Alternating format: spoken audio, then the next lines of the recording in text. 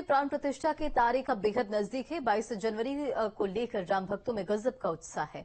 श्रद्धालु अलग अलग तरीके से राम नगरी पहुंचकर अपने भाव को प्रकट कर रहे हैं। उसी क्रम में एक शख्स कड़ाके की ठंड में साइकिल से अयोध्या के लिए निकल पड़े हैं। वो साइकिल से 100 या 200 किलोमीटर यात्रा नहीं बल्कि पूरे 1100 किलोमीटर का सफर तय करके पहुंचेंगे। इच्छा अनुसार है। मैं ड्यूटी पे जॉब करता हूँ अहमदाबाद में, तो वहाँ पे जॉब करते थे तो अंदर से नाइट ड्यूटी चल रही थी, तो अंदर से ऐसा फीलिंग आया कि हमको यात्रा करनी चाहिए। तो साइकिल से तो वहाँ से शनिवार को निकला, संडे को पहुँचा यहाँ पे, सोमवार को साइकिल लिया, मंगलवार से कल से यात्रा शुरू कर दी।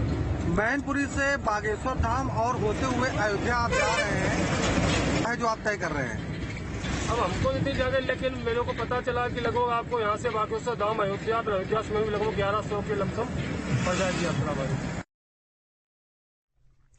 और इधर हरियाणा के रहने वाले लेखराम सैनी ने प्रण लिया है कि राम मंदिर बनने के बाद वो कन्याकुमारी से अयोध्या पैदल यात्रा कर निकलेंगे। न्यूज स्टेट की टीम को लेखराम अयोध्या से पहले हाईवे पर दंडवत यात्रा करते हुए मिल गए।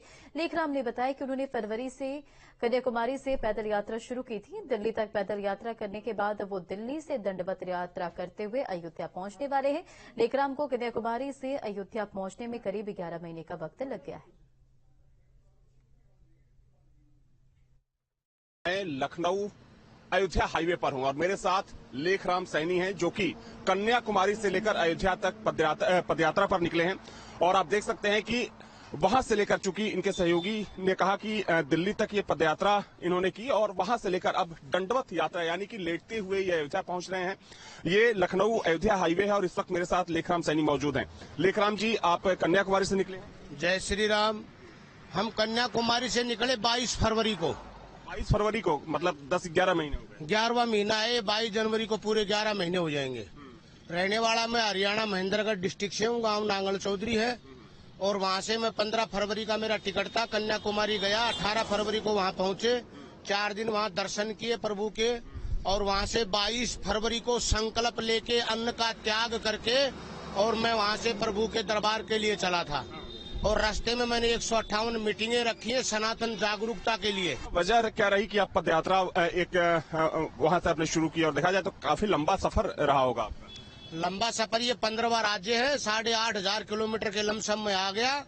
और लक्ष्य मेरा यही रहा है कि 35 साल पहले मैंने हनुमान जी की स्थापना करी थी और उनके सामने चरण टेका। जब भी उनसे माथा उनके चरणों में अपना शीश नवाया तो उनसे एक ही चीज मांगा कि राम मंदिर बन जाएगा तो मैं कन्याकुमारी से एक यात्रा करूंगा।